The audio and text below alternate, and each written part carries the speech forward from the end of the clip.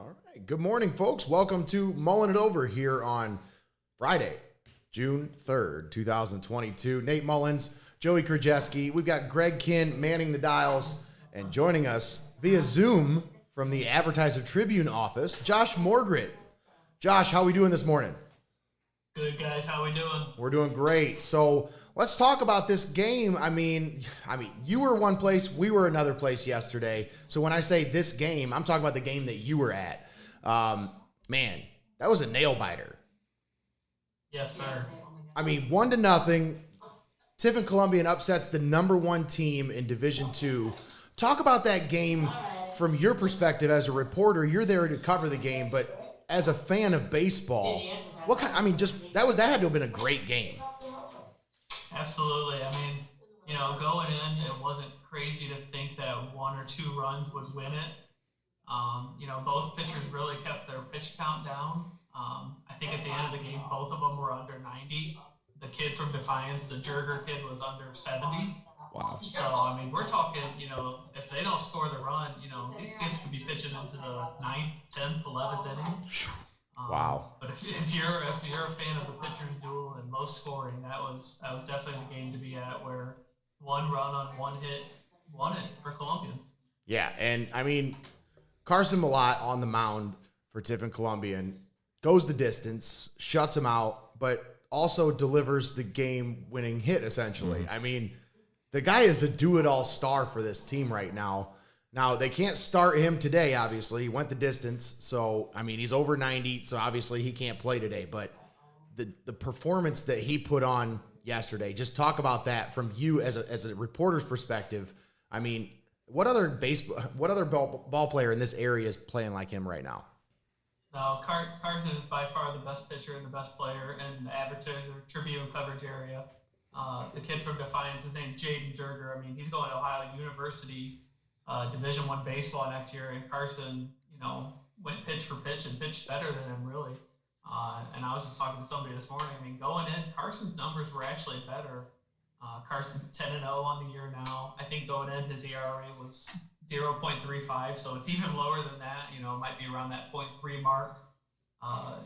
Carson walked 2 yesterday, which he had walked 5 in 54 innings this year. He walked 2 yesterday. He hit a batter, which I think he'd only hit 1 all season coming in. But even when Defiance got runners in scoring position, he kept his calm. He's pitched in big baseball games. He's pitched in, the regional last year. And he really had no issues even when he got into trouble. He would induce a pop out on the infield, or he had 6 strikeouts yesterday. He'd get a strikeout. I think Defiance had runners on first and second, 5th inning. He got a weak grounder to Jaden Myers at first, simple out just to get out of the inning. So just an unbelievable performance from Carson, and he's had an unbelievable season this entire year so far. Well, and I think the same can be said for the entire team, because, this team is riding some kind of a magical ride right now. Obviously, they were a favorite coming into this season, but I think a lot of people kind of, they had their idea of who that top team in the pecking order was, and Columbian just knocked them off yesterday. Now, talk about the confidence that they probably have going into today's matchup against Hoban. They got to feel like they're playing with house money now, right? Absolutely. I think they were very confident going into yesterday. I know they were. We were all there. We were all there on Sunday when they took Wapakoneta to the shed, 12-0 in 5 innings. And one of the questions I asked Coach Kurt Millot after the game was, I said, you got a couple of days and you're going to play the number 1 team in the state. Coach Millot said, that's okay. That's what we want. We want Defiance. We've looked to, they kind of figured that if they got to the regional, Defiance would be waiting by the way of the draw. And they went in with supreme confidence yesterday, and they showed why. It was 1-0, but it was 1-0. They won. They're playing today, so no easy task today. Hoban is the defending state champions. They defeated Vermilion last year in the semifinals, which knocked out Columbian in the regional semifinals. As far as I understand, Hoban has 9 or 10 kids back from that team. Wow. Hoban threw their number 3 pitcher yesterday. They threw his number 3 pitcher, and he threw a shutout against a really good Perkins team. And Columbian is probably headed toward the number 1 pitcher today, which is a sophomore who's committed to play at Vanderbilt already. So it's Wow. no easy task.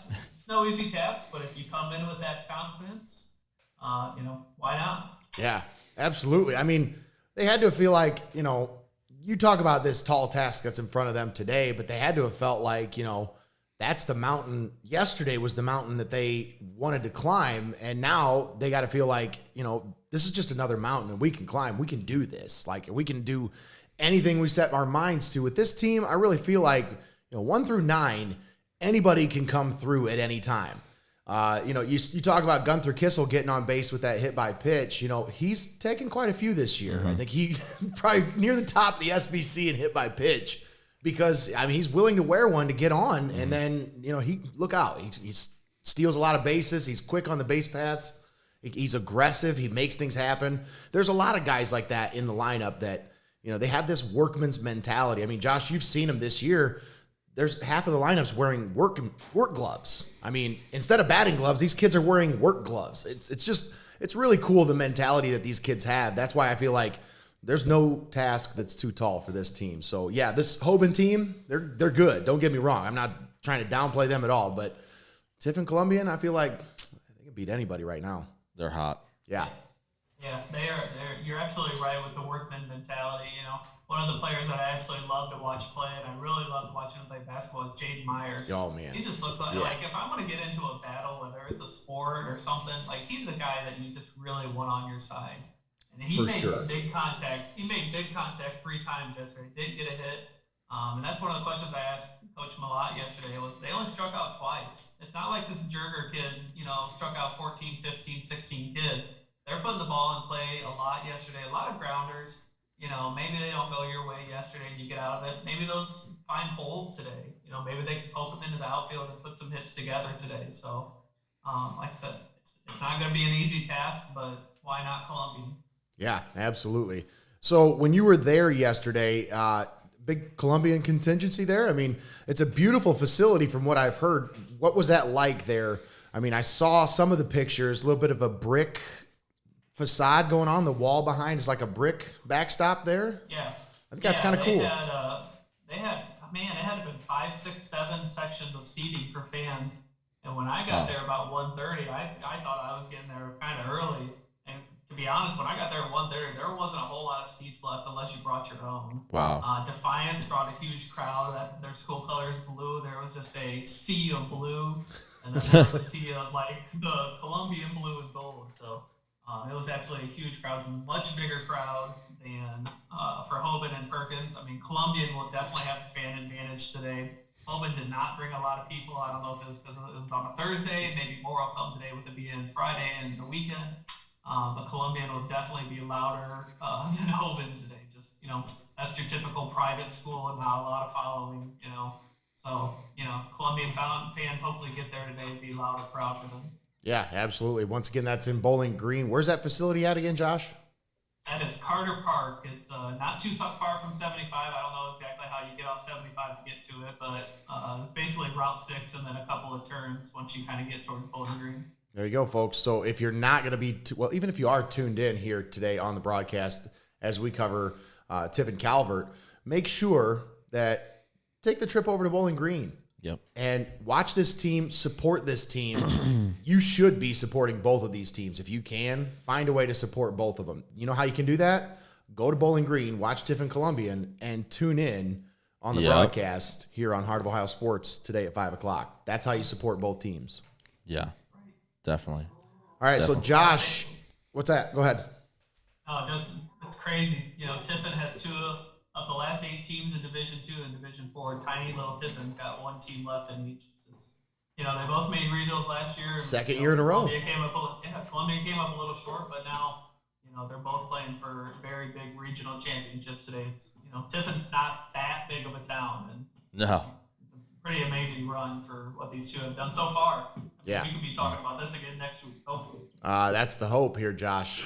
We're hoping that we're not done yet. I don't want to be done yet. I know those kids don't want to be done yet. That's the way they're playing right now. That's the mentality they have. Keep me working. So Joey Krajewski joins me in studio. Joey, you got any questions for Josh? Yeah, Josh, you stuck around and watched the Perkins-Hoban game. What was I know Hoban didn't throw the same pitcher they're going to throw today. But what was the biggest thing you took away from Hoban that Columbian might be able to take advantage on today? I assume it's going to be Bryce Rogo on the mound today. You want to go out and throw some zeros. I mean, they got their offense going pretty quickly. Their leadoff hitter drew like a 8 or a 9 pitch walk. Wow. They sacrificed him to second, and then it was like single, error, single, and then, before they knew it, Perkins was down 4-0. So ouch. You kind of want to come out and make a statement early. Didn't get to see the kid that's going to throw today, so I couldn't tell you much about him. Yeah. He's a sophomore and he's committed to Vanderbilt, so that says a lot. Yeah, that does say a lot. You want, so Rogo or whoever's on the mound, you're definitely going to want to come out and put some zeros up and give Columbian the chance to get in the game and maybe get maybe 1 or 2 runs, wins it again today. But you got to have the zeros to get to that point first. Mm-hmm. Yeah. And then are there any other teams, or I should rephrase it, are there any cities in the state that have 2 teams in the regional finals for baseball? I would be shocked if it is. I mean, maybe if you get into your big city, like the Cleveland area or Cincinnati, but, Tiffin, I don't know what the current population of Tiffin is, but, to have 2 teams be a part of the last 8 in their respective divisions, it's crazy. And, like we just said a couple minutes ago, it would be really awesome if they can both pull it out today and both be in the Final Four. And that'd be crazy. Absolutely crazy. The whole city of Tiffin will just invade Akron next week. That would be awesome. And I would be looking forward to the article coming from you about this. You write some great pieces for the Advertiser. Today's piece was great on Tiffin Columbian's game yesterday. But I'd be looking forward to that article for sure. Oh, yeah. It would definitely be an exciting time if they can both get through. Who knows what will happen? They're both up against some pretty big monsters and giants, but I don't think a whole lot of people in the state gave Columbian a chance yesterday. I mean, I know some people here in Tiffin that kind of doubted that it was going to happen. And, I kind of said, I think it's going to be a good game. And if Columbian can get a run or 2, they'll do it. And that's exactly what happened. Yeah, and it doesn't surprise me that Carson Millot did what he did yesterday, put on the performance on the mound that he did, and led the way for that team. The kid's been outstanding all year, District 9 Player of the Year. I mean, he's got to be making a push for OHSA Player of the Year in Division 2. Yeah. I mean, with his stats are unreal. I mean, I got to believe he's making a push to be that Player of the Year. Yeah, and from the pitching standpoint and at the plate, I mean, the kid's the model of consistency right now. So Finley's getting one heck of a ball player right there. They're getting a steal. They're getting a Division 1 player at the University of Finley. I mean, Matt Palm's got to be ecstatic to get him. I would be. Yeah. So, Josh, let's talk about today's game. You're going to be there with us, right? Yep, I'm headed east to join you guys at Calvert this afternoon. Nice. All right. So, talk about this game a little bit. Yesterday, Tiffin Calvert playing against Bristol. Kind of, it was a game that when you look at it on paper, both these teams kind of have similar paths. I think not a lot of people predicted them to be in the place that they were at in the playoffs, but here they are, and Tiffin Calvert kind of looks like they belong at this point. Forget the record. Throw the records out the window. We're in the playoffs now, and that doesn't matter at this point. But when you look at this team and the way they've been playing on the field, Josh, they look like they belong right now. Yeah, sometimes all it takes is a little bit of that and a little bit of confidence. And, you just mentioned their record, and something I think you and I talked about the first time you had me on here was, couple of close games, if 4 of those games go the different way, that record looks a whole lot different. Yeah, exactly. They're 17-12 now. I think they've lost 5 or 6 by 1 run. If you take those 4 and flip them over, you're looking at like a 21-8 record. That looks a little more like a regional finalist. So I'm not shocked they're here. The extra inning, 10-inning game with Hopewell, and then score. To come back against St. Paul, that was wild just to get out of the district. And, I think they went in yesterday with a lot of confidence. They knew they were the better team, and they went out and proved it. Yeah. As far as I understand, they led the whole game pretty much. So, again, it's an uphill climb today with Hillsdale, but when you never know. It's 7 innings. You don't have to beat Hillsdale 10 times out of 10. You only got to beat them once. That's right. So it's not David. It's not David and Goliath here. It's a Calvert team that's playing with a lot of confidence, back in a familiar spot. They have more experience in this regional final recently than Hillsdale does. Hillsdale hasn't been here since, I think, 2019. So, wow. They know the experience, what it's going to take to go over there today and play in the regional final. Yeah, absolutely. So, and they've got to be playing with both these teams are playing with confidence right now, obviously. But, Tiff and Calvert, the way that they've kind of come together over the last couple of weeks of the season and then now these last couple of weeks in the playoffs, that kind of momentum can steamroll. And you've seen crazier things happen. I mean, in the playoffs, anything can happen in any sport. But with this team, I mean, is it out of the question to be sitting here saying they have a chance to win a title here? No, it's not. You're absolutely right. The way they look, I mean. Yeah, no, they're playing with a lot of confidence, and when you can get production from the bottom of your lineup, and you can get those solid innings on the mound from your pitcher, all it takes is going out there and just putting up some zeros and just let your offense, like we just talked with Columbia, just let your offense get up there and do the work they're capable of doing. If you can go out and put up 5, 6, 7, 8 runs, who knows what can happen. Yeah, absolutely. And you mentioned those guys, the bottom of the lineup coming through. There's guys in that lineup right now that, maybe they struggled at the beginning of the season, but now they're really starting to see the ball better and they're coming on. And guys like Dylan Stevens, Reed Warnament, a couple of guys that maybe, at the beginning of the year, they struggled to gain their footing. But, man, these guys, like you said, it helps so much to have that kind of consistency at the bottom of the lineup. Because then you turn that table over and you've got Nick Palm, Garrett Spawn, Mason Johnson, Hunter Yackel coming up. That's the meat of that order. If you can get just one or two guys on for any of those guys, then all of a sudden you feel like, okay, now and every time that lineup flips over and there's anybody on base for Nick Palm or Garrett Spawn, dude. Well, I mean, yesterday you saw what happened when Garrett hit one. That goes right crazy. out. I mean, that had to feel great for Garrett. I mean, what a hit. And it's his 19th birthday today. Today is his birthday today. So happy birthday to Garrett Spawn. But what a day for the entire team. 5-3. Now, they started out, it was 1-0. Then, they come back, tie it up 1-0 or 1-1. And then Garrett breaks it open with that 2-run homer. They break it open a little further. They get up 5-1. Now, at the end of the game, a little bit of nerves. And we're watching this as it's unfolding. There's 2 outs, nobody on. Then all of a sudden, Max starts getting a little bit of a control problems. He walks a guy, and then another guy gets on, and all of a sudden they got 2 guys on, and then next thing you know, they score 2 runs. And they've still got a couple base runners on. And I'm like, oh, this has, what'd you say, Greg, eerie shades of the St. Paul game? Yeah. Yeah, it almost felt like, this 2-out magic that Bristol was putting together, I started to get a little nervous there at the end, but Max Paul came through, got that final out.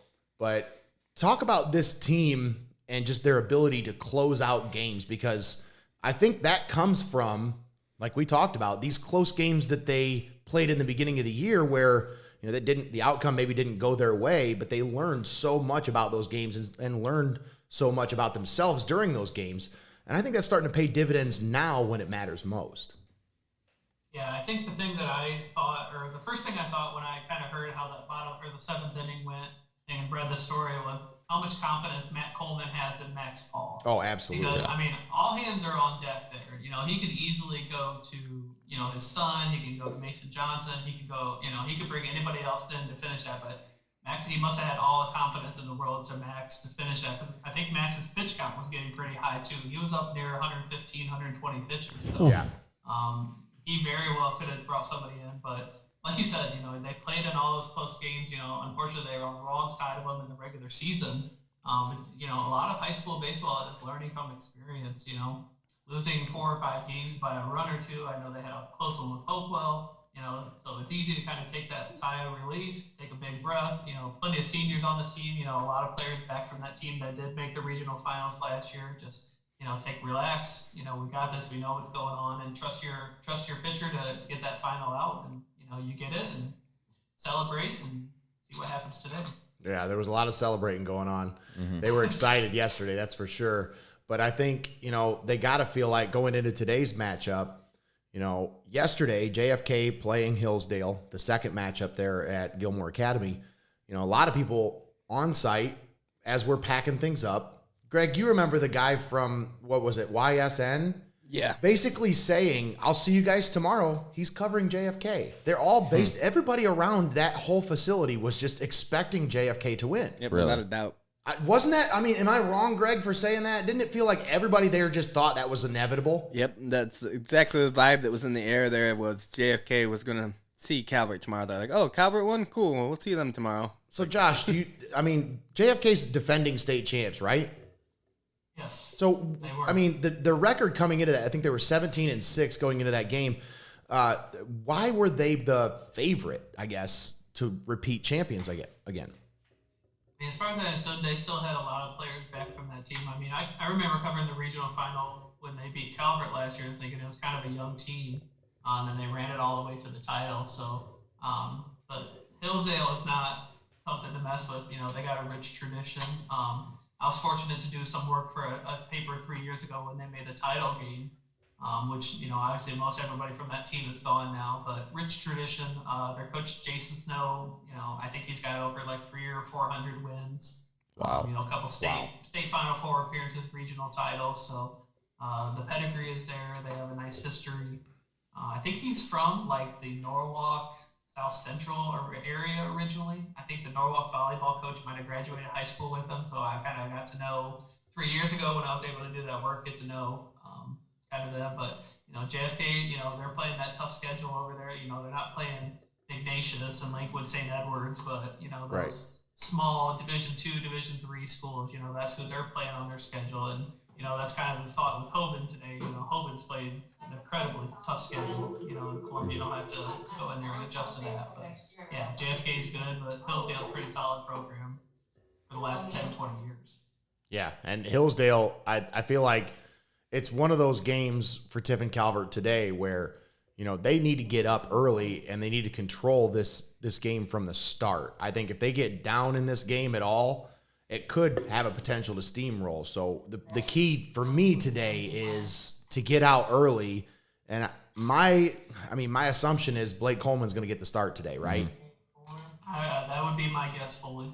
Because they start Max Paul yesterday, and Blake Coleman leads the team in innings pitched, so I would think he's probably in line for the start today. So if you can get him 3 runs, I feel like they have a great chance at winning this game. How do you feel about this one, Josh? Like, what's your gut feeling in this one? Yeah, and speaking of good starts, if I remember correctly, which I ought to go probably read my story from last year, I believe Calvert got off to a lead in the first inning against JFK last year. I want to say they were up 1-0. They had like runners on first and second with 1 out and couldn't push it anymore, and then JFK comes storming back. So I believe Calvert is the home team today, so they will get it. You know, he will get the chance to go out and put 0 on the board first. It'll be Hillsdale's number 2 pitcher. You know, I believe they threw their ace yesterday. But just looking at their stats real quick this morning, they hadn't updated it through the last 2 games when they were like 24-2, and now they're 26-2. But they had like 6 pitchers that had won like multiple games. So even though you're going to see their number 2 today, you know, 3, 4, and 5 might be right there behind it if there's any issues. So, Well, and you said their number 2's committed to Vanderbilt, and he's a sophomore. Oh, that's Hoban. That's Hoban. No, I'm mixing things up. Now I'm 2 games, 2 teams. It was bound to happen. No, Hillsdale's number 2 pitcher will go today, but you're exactly right. I mean, Calvert can go out and get him a couple runs because that's going to calm the nerves too. Yeah. You know, I mean, you're going to be nervous. You know, you can say you're not. You can say it's another game, but let's be honest. You're going to be nervous. You're going to be anxious. You know, 2-hour bus ride over there. You know. You're going to be ready to get off that bus and stretch your legs and throw. And, yeah, a good start is going to be key. Like you said, if Calvert gets down 4-0 or 5-1, they're probably in some major trouble. So go out, put some zeros up, get a couple of runs, and let him calm down and kind of go from there and see what happens. All right. Well, Greg, you got anything for Josh here? I know we're going to be sharing some time with him, maybe even possibly sharing a mic with him later today. You got any questions for Josh? No, not really. I was going to ask him who his pick was today, and you kind of just stole that question right from me. So that's how I do things. I got to be unbiased being the reporter, but, you know, I like to see the local teams do well if that gives you an indication of my thoughts on it. Well, you know, I'm just saying I don't want to be done. Right. I don't want to be done covering baseball. I think it'd be really neat to be able to cover both teams being in the same location next week, finally. Instead of having them Yeah. half a state across from each other, no way impossible that we can do both games. Right. Yeah, I want to say you guys do a great job. I know it's tough for you to kind of when they're all playing at the same time, different locations. I had a couple people asking me yesterday about video or audio or listening. I said, well, they went with Calvert. It's tough when both are playing at the same time. It's hard to make a decision, but as far as I know, if they both win and they both move to Akron next week, obviously it would be at different times, but I think it's different days too. I think one Yes. of them would play Thursday and one would play Friday. So Yes. that would be awesome for all of us fans that really enjoy what you guys do. Yeah, I appreciate that, Josh. It's hard for us sometimes to make that decision, but the Calvert parents made it pretty easy this time. I was going to say, they made the decision for us. Yeah, let's just say that they made that decision for us. It was not. I just had I no. understand. I had no control over that. We'll just say that. I figured that was the My case. hands were tied. I figured with all the great sponsors we have, something Yes. probably pushed you towards Calvert. So, Yeah, But yeah. again, you guys do a great job, and I know you're itching to see Columbia play too. So Yeah, hopefully absolutely. they'll both Oh, come yeah. out and win today, and we can all go crash Akron next week. Yeah, I'm really hoping that's the plan. They both win, they both move on, and we got some more baseball to cover next week. But Josh, anything else you want to talk about before I let you go? No, I appreciate you guys having me come on. Like I said, you guys do a great job, and beautiful weather out there. So hopefully fans will get out and support both teams today or next week if they make it there. And rock and roll. And again, like I said last time, it's hard to believe we're at the end of another season. I know. Like it just started a couple of minutes ago, and it's June 3rd. I know. So, rock on. Let's have a good day, and hopefully today's not the end of it. That's right. It's been a great ride, but we're not done riding yet. Josh, we got to get you in here, the studio, the next time. No more Zoom calls. Definitely. That way we can maybe start on time instead. No, just joking. Yeah, we're 0 for 2 on the Zoom. Hey, no worries, man. We got it. Better today, but we'll get it done next time. All good. Appreciate your time this morning, Josh. Thanks again. Awesome. Thanks, guys. Have a good day, and we'll see you this afternoon. You as well. Josh Morgan of the Advertiser Tribune joining us here on Mullin It Over. We're going to step aside, take a short time out, but we'll be right back after this. Don't go anywhere. You're tuned in right here on Heart of Ohio Sports.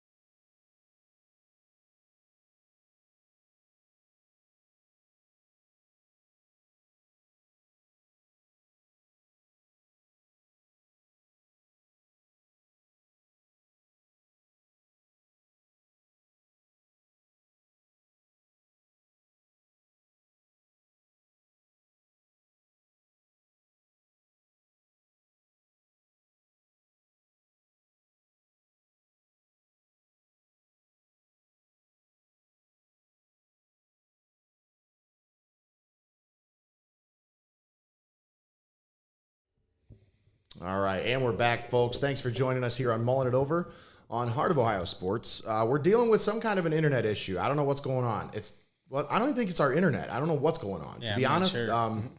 our internet is fine. Speed test came back great, and our system seems to be working fine. But for whatever reason, we're getting some kind of a digital image processing thing going on. So we're going to wrap things up for this morning.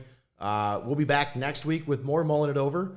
We have a live broadcast later tonight, so we need to figure things out right now before we pack this up.